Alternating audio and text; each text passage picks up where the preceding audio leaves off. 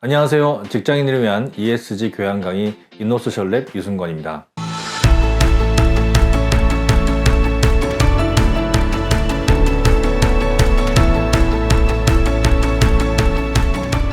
일곱 번째 강의는 ESG에서 가장 중요하다라고 얘기할 수 있는 주제인데요. 바로 이 넷제로의 이해와 실행입니다.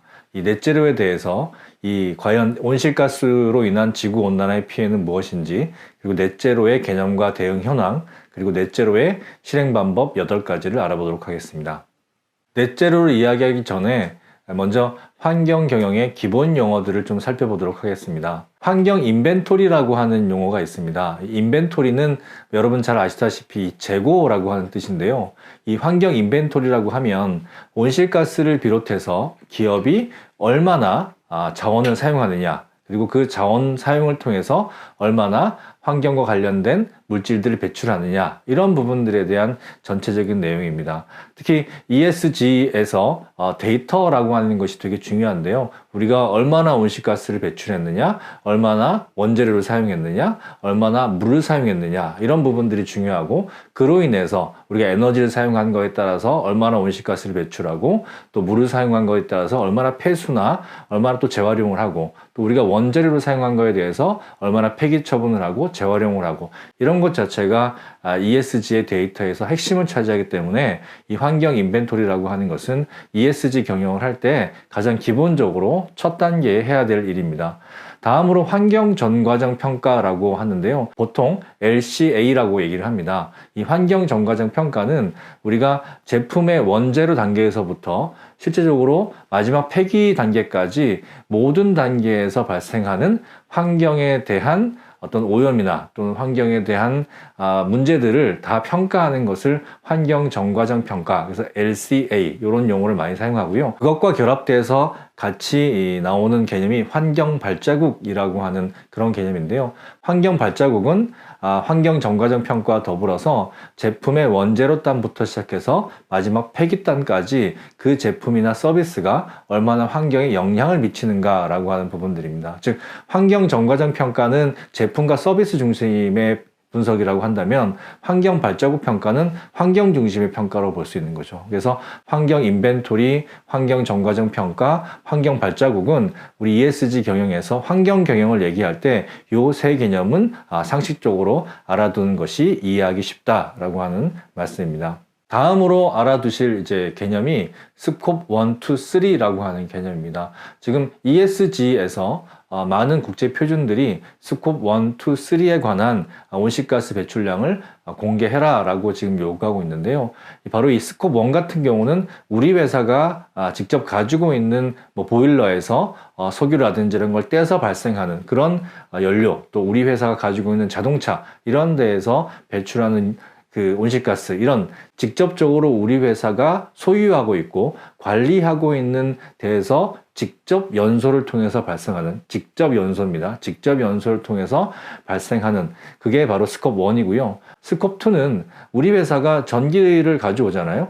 전기를 우리 회사가 생산하면 상관이 없는데 보통 우리나라는 한전에서 가져오기 때문에 그 전기나 또는 스팀, 난방 같은 경우는 지역 난방을 하는 경우에는 이 스팀을 가져오죠. 그런 가져오는 지역 난방공사나 또는 한전 같은 곳에서 우리 회사의 에너지나 또는 스팀을 공급해 줄 때 한전이나 난방공사가 사용하는 그런 온실가스 배출, 이게 스콥 2에 해당이 되고요. 그 외에 우리 회사의 밸류체인에서 발생하는 나머지 이 배출을 스콥 3라고 합니다. 그래서 스콥 1, 2, 3를 다 줄여야 된다라고 하는데, 특히 협력회사가 많은 제조업체들 같은 경우는 스콥 1, 2도 중요하지만 스콥 3가 훨씬 더 많이 온실가스를 배출하겠죠. 그래서 ESG에서 현재 스콥 3의 온실가스 배출이 매우 중요한 이슈로 떠오르고 있습니다. 자, 본격적으로 그러면 우리 넷제로 이야기를 해보도록 하겠습니다. 넷제로라고 하는 것은 환경 이슈에도 말씀을 드렸지만 2050년까지 이산화탄소를 비롯해서 6대 온실가스를 우리가 플러스 마이너스 제로로 만들자라고 하는 것이고요. 뭐 이 온실가스로 인한 지구온난화의 문제는 TV나 여러 언론 매체에서 다양한 다큐멘터리라든지 보도에서 보셨지만 굉장히 큰 문제를 일으킵니다. 단순히 온도 올라가는 게 무슨 큰 문제겠냐라고 하지만 질병이라든지 또는 난민이라든지 식량 문제라든지 굉장히 많은 문제를 계속 악순환시키는데요. 이 악순환의 되먹임이라고 하는 것이 클라이밋 피드백이라고 하는 개념이 있습니다. 구체적으로는 뭐 더워진다라고 하는 것가 큰 문제죠. 더워진다라고 하면 우리 냉방을 위해서도 에너지를 굉장히 많이 쓰고 사람들도 이 더위로 인해서 많은 질병을 앓게 되죠. 그래서 이로 인해서 식량 문제가 발생하고 빈곤 굶주림이 확대되고 난민이 급증되고 그리고 해수면이 상승하게 되면 또 우리 대부분의 우리 지금 뭐 공장지대라든지 사람들이 거주하고 있는 지역이 또 해수면 근처인데 바닷가인데 해수면 상승되면 이제 큰일 나는 거죠. 그런 곳들이 다 물에 잠기게 되고요. 또 미국을 비롯해서 유럽 지금 전반적으로 산불과 화재가 크게 증가하고 있고 또 더워짐으로 인해 가지고 대기에 온도와 압력이 올라가니까 태풍이라든지 그런 바람 이런 것들이 또 비 이런 것들이 굉장히 많이 생겨서 자연재해는 증가하고 있습니다. 당연히 수증기가 많아짐으로 인해서 땅에 있는 물들이 공기 중으로 많이 배출되니까 가뭄과 물 부족 문제가 발생하고 있고요. 그리고 바다가 점점 더 사막화돼서 뭐 플라스틱 쓰레기만의 문제가 아니라 바다 온도가 올라감에 따라서 우리나라 제주도를 비롯해서 많은 지역의 산호초들이 죽어가는 일들이 발생하고 있습니다. 당연히 공기오염이 문제가 되고요. 공기 중에 또 이산화탄소 농도가 높다라고 하는 것은 사람에게 인체에도 악영향을 미친다고 합니다. 질병 증가하고 있습니다. 우리 그 더운 지역에 살던 이런 열대성 전염병들, 모기들이 또 우리나라로 올라오고 있고요. 그리고 이로 인해서 전반적으로 많은 문제가 발생하니까 경제에도 악영향을 미치고 또 기후분쟁, 현재도 지금 식량난 또는 에너지난으로 인해서 다양한 분쟁들이 일어나고 있는데 기후분쟁 또한 점점 더 늘어나고 있습니다. 이 모든 것이 닥쳤을 때 대략 많은 사람들이 2040년, 50년쯤 되면 이대로 가다가는 시스템 자체가 붕괴될 것이다 라고 하는 그런 전망들을 내놓고 있습니다. WEF, 즉 세계경제포럼 같은 경우에는 2050년이 되면 현재의 온도 상승세가 지속된다라고 하면 세계 경제가 평균 마이너스 18%가 될 것이다 라고 예측하고 있습니다. 경제가 아무리 발전한다고 해도 그 자연재해를 극복하기 위한 비용이 많이 든다라고 하면 마이너스일 수밖에 없다는 거죠. 특히 적도 인근의 동남아시아 농업가들이 온도 상승으로 인해서 가장 큰 피해를 입을 것이라고 지금 예측하고 있습니다. 2021년 OECD 보고서를 보면요.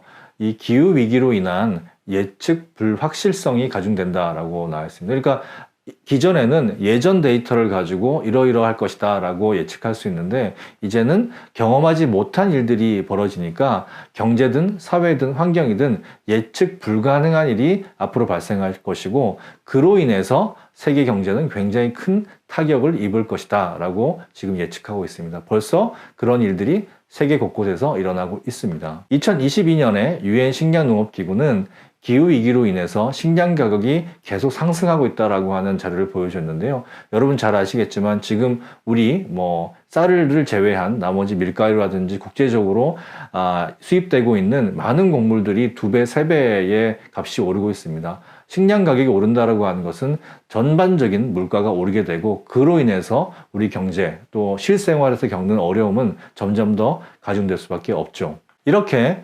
지구온난화의 피해가 막대하고 예측 불가능하다라고 얘기를 하고 있는데요. 그러면 이 지구온난화의 문제를 막기 위해서 넷제로를 이루어야 될 텐데 과연 이 넷제로라고 하는 것의 정확한 개념은 뭘까요? 이 넷제로의 출발점은 물론 2015년 파리 기후협약에 있지만 더 구체적으로 나가면 2018년 우리나라 인천에서 열렸던 IPCC 총회에서 지구온난화 1.5도씨 보고서라는 게 나왔습니다. 여기에서 기후위기를 막기 위해서는 2050년이 아니라 2030년까지 이산화탄소 배출량을 현재의 절반 수준으로 감축하고 2050년까지 인위적인 온실가스 배출을 순제로, 넷제로 상태로 만들어야 된다라고 하는 과학자들의 보고서가 나왔습니다. 이 보고서로 인해서 넷제로라고 하는 말이 되게 구체적으로 나왔고요. 넷제로와 탄소 중립을 좀 구분해서 얘기할 필요가 있는데, 말 그대로 넷제로는 플러스 마이너스 그냥 제로라고 하는 뜻이고요. 이것을 온실가스 전체로 보느냐 아니면 탄소 중립으로, 탄소만 가지고 탄소 중립으로 보느냐라고 구분할 수 있는데, 보통 넷제로라고 하면 6대 온실가스인 이산화탄소, 메탄, 아산화질소, 수소불화탄소, 과불화탄소, 육불항, 요거 전체를 플러스 마이너스 제로로 만드는 이런 개념을 보통 넷제로라고 얘기를 하고, 그 중에서 가장 많은 양을 차지하는, 즉 석탄이나 석유, 가스 등의 화석 연료를 태워서 발생하는 이산화탄소가 대부분을 차지하고 있기 때문에 이 가장 중요한 이산화탄소만이라도 우리가 넷제로를 하자라고 하는 의미에서 탄소 중립이라고 하는 개념을 씁니다. 많은 분들이 이것을 혼합해서 쓰기도 하는데, 넷제로는 6대 온실가스 전체, 탄소 중립은 보통 이산화탄소만 얘기한다라고 아시면 되고요. 온실가스에는 이산화탄소가 대표적이긴 하지만 지금 메탄이라든지 아산화질소 또는 우리나라의 대표적인 산업인 반도체 생산 과정에서 발생하는 이런 과불화탄소, 육불한 이런 부분들이 있습니다. 이런 부분들이 이산화탄소보다 훨씬 온난화 기여도가 높기 때문에 이산화탄소에 신경 쓸 뿐만 아니라 다른 온실가스 배출에도 우리가 많은 감축의 노력을 기울여야 된다는 사실을 우리가 꼭 알아야 될 것 같습니다. 글로벌하게 보면 이 온실가스 배출량을 전체적으로 볼 때 이 화석 연료를 떼서 만드는 에너지, 즉 전기가 73.2%로 가장 많고요. 그 다음에 농업, 또 숲을 개간해서 농사를 짓는 이런 땅을 사용하는 부분에서 18.4%로 이 온실가스 배출이 높다라고 지금 나오고 있습니다. 우리나라 같은 경우가 전체 온실가스 배출량이 중국이나 미국에 비해서 그렇게 많지는 않지만, 그럼에도 불구하고 굉장히 높은 양을 나타내고 있는데요. 총 배출량이 한 7억 100만 톤이 되고, 이 중에서 화석 연료를 사용하는 것이 6억 1100만 톤이니까 약 한 전체 배출량의 87.2%를 차지하고 있습니다. 즉 우리나라에서 온실가스를 줄이기 위해서는 바로 에너지를 만들어내는 이 화석 연료를 어떻게 줄일 것인가, 이 부분이 가장 핵심적인 부분입니다. 넷제로에 대한 글로벌 대응은 언제부터 시작이 되었을까요? 우리가 2015년 파리 기후협약을 얘기하고 있지만, 실제로는 1979년부터 이 온실가스 문제의 심각성이 대두되기 시작했습니다. 1979년 제1차 국제기후총회에서 기후변화 문제에 대한 심각성이 글로벌 이슈화되기 시작했고, 1988년에는 IPCC라고 해서 기후변화에 관한 정부 간 협의체가 만들어졌습니다. 그리고 1992년 브라질 리우에서는 유엔 환경과 개발 회의에서 기후변화에 관한 유엔 기본 협약이 체결됐고, 1997년 12월에는 일본 교토에서 교토 의정서가 채택됨으로 인해서 6대 온실가스에 대한 부분들이 확실시 이 지구 환경 오염에 확실하다라고 하는 그런 발표가 나왔고요. 그러다가 2015년 12월에 지구 평균 온도 상승을 산업화 이전 대비 2도씨 이하로 유지하고 1.5도씨 이하로 제한하자라고 하는 협약이 우리나라를 포함해서 전 세계 195개국이 참여하는 파리 기후협약을 체결했습니다. 그리고 2021년 11월 영국 글래스고에는 글래스고 기후 합의를 채택했는데요. 석탄 발전을 단계적으로 감축하고, 그 다음에 6대 온실가스의 이산화탄소 다음으로 많이 배출되고 있는 메탄을 2030년까지 30%까지 감축하자라고 하는 합의에 이르게 되었습니다. 넷제로 하면 RE100이라고 하는 내용을 또 많이 들으셨을 텐데요. 이 RE100이라고 하면 기업 활동에 필요한 전력의 100%를 재생에너지로 충당하겠다는 자발적 글로벌 캠페인입니다. 그래서 2050년까지 우리 기업에서 사용하는 모든 에너지, 전기 에너지를 신재생 에너지로 사용하겠다, 이렇게 하는 것을 RE100이라고 얘기를 합니다. RE100과 함께 넷제로에서 매우 중요한 글로벌 이니셔티브가 있습니다. SBTI라고 하는데요. 이 SBTI는 2015년 파리 기후협약에 따라서 2015년에 설립된 세계 최대 기업 넷제로 이니셔티브입니다.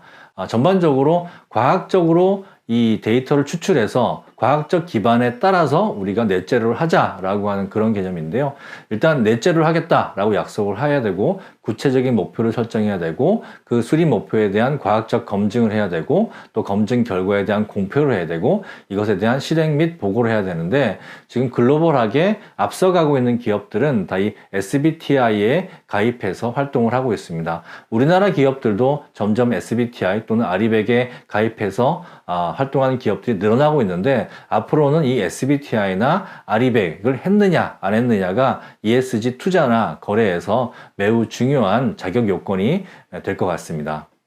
그렇다면 기업들이 넷제로를 하지 않으면 즉 SBTi나 아리백을 가입하지 않으면 어떤 일이 발생할까요? 먼저 투자 금융적인 측면에서는 연기금, ESG 투자 펀드, ESG 채권 발행이 불리해질 수 있습니다. 또 석탄과 천연가스, LNG 발전에 의존하게 된다라고 하면 투자를 회수하거나 철회하는 그런 일들이 증가하고 있습니다. 수출과 거래적인 측면은 어떨까요?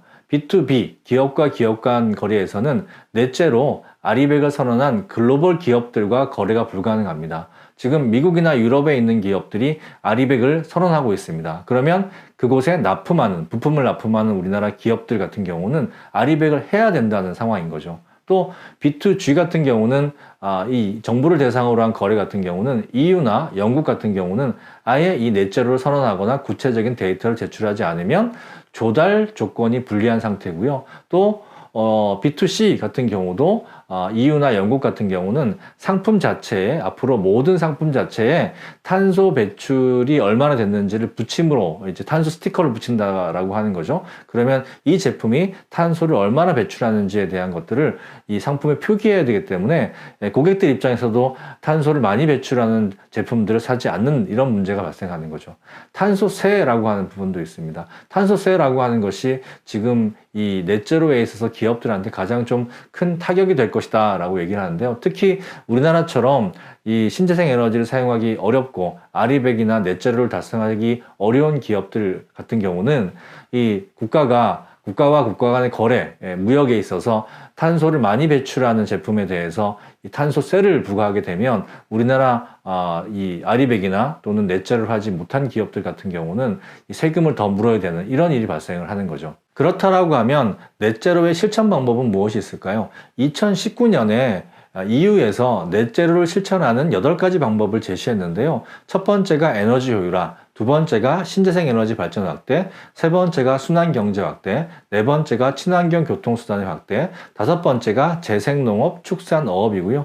여섯 번째가 숲나무 심기, 일곱 번째가 이 온실가스를 배출하는 그런 화학물질을 대체할 수 있는 신물질 개발 대체였고, 여덟 번째가 지속가능한 소비였습니다. 오늘은 특히 에너지 효율화와 신재생 에너지 발전 확대에 대해서 보다 자세하게 알아보도록 하겠습니다. 넷제로 실천에서 가장 중요하고 그 다음에 가장 효과적인 부분이 바로 에너지 효율화입니다.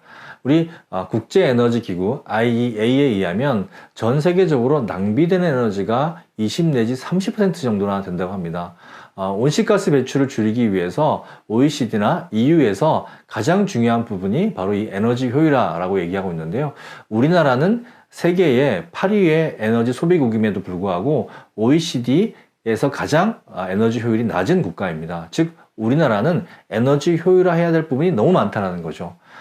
산업과 공장 부분에서는 기기와 설비의 에너지 효율화를 이루어야 될 것이고 공중으로 날아가는 이 폐열을 이 뜨거운 스팀이죠. 이런 것들을 어떻게 재활용할 것이냐 이런 부분에 신경을 많이 써야 될 것이고요. 우리 건물과 주택에 있어서는 어떻게 하면 이 건물을 고효율 단열 건축을 할 것이냐 또는 리모델링 할 것이냐 이 에너지 가격도 점점 더 높아지고 있는데 이 건물이 어떻게 냉난방을 하지 않아도 자연스럽게 따뜻하고 시원한 그런 곳이 될 것인가에 대한 연구나 건축, 리모델링을 많이 해야 될 것 같습니다.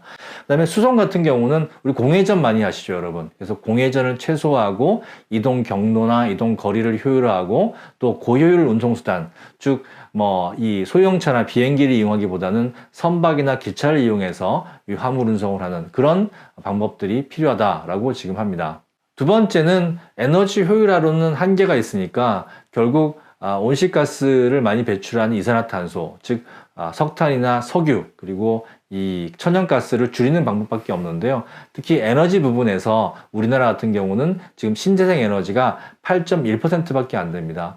지금 뭐 OECD 같은 경우는 평균적으로 35.2%가 재생 에너지를 쓰고 있는데요. 우리나라는 8.1%. 특히나 우리나라 같이 정부가 전력 생산을 거의 이제 주도하고 있는 나라에서는 정부의 역할이 매우 중요하다라고 볼 수 있습니다. 정부의 역할도 중요하지만 기업이 스스로 신재생 에너지를 확대하는 방법은 어떤 것들이 있을까요?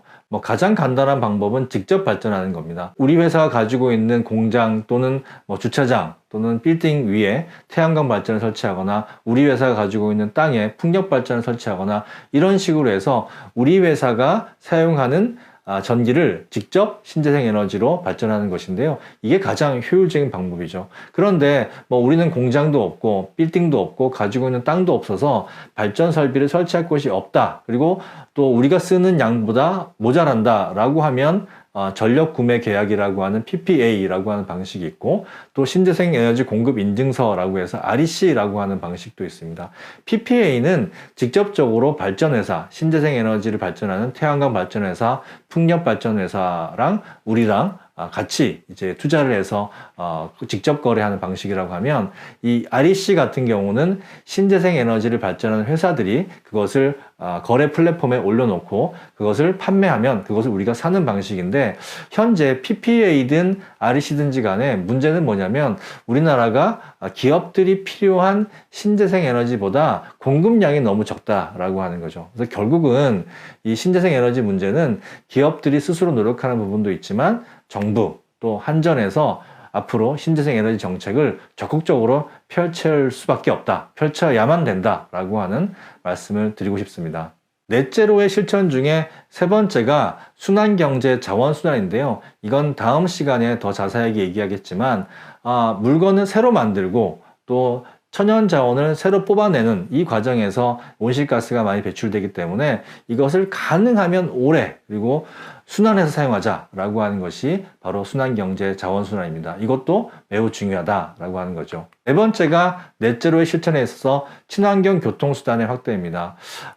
전체적으로 서울, 부산 교통수단별 온실가스 배출량을 보면 항공, 철도, 버스, 승용차, 휘발유, 승용차 경유, 승용차 하이브리드 이런 수로 나와 있습니다.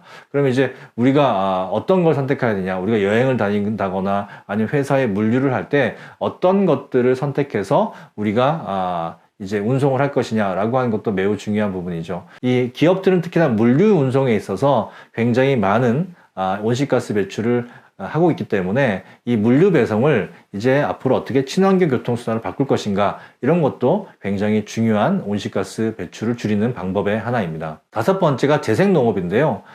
글로벌하게 보면 전체 한 18% 내지 20%가 바로 이 농업에서 온실가스가 배출되고 있습니다.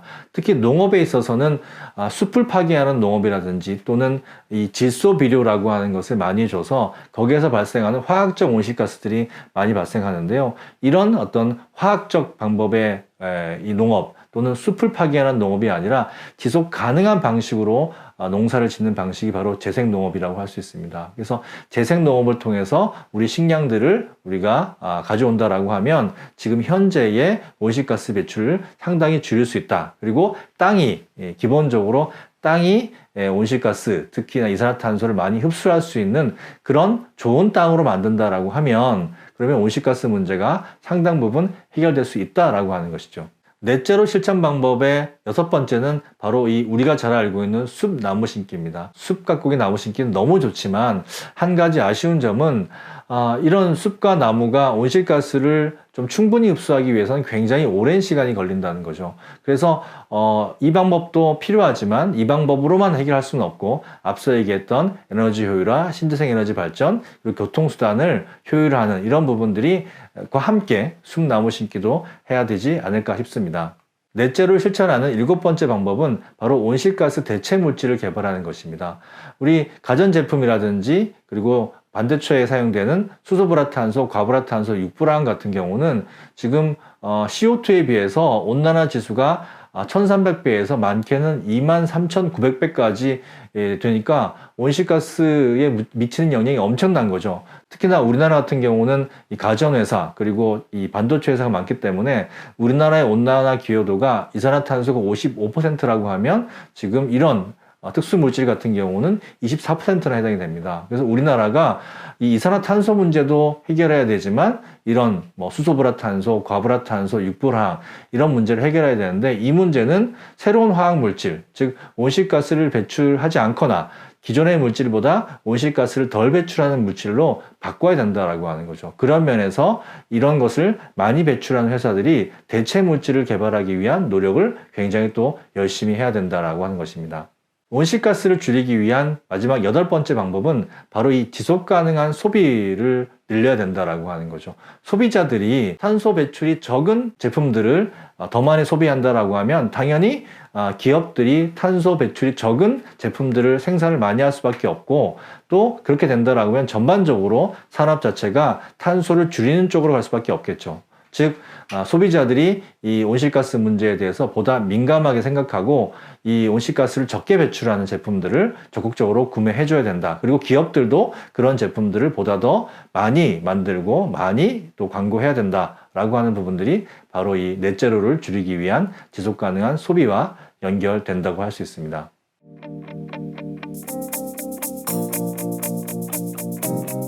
일곱 번째 강의 넷제로의 이해와 실천, 에키온 캐피탈, 에키온 저축은행의 슈몽이와 함께 요약하도록 하겠습니다. 온난화의 피해는 다양한 언론, 다양한 어떤 매체에서 이미 많은 피해가 있다. 특히나 자연재해가 굉장히 많이 늘어나고 있다.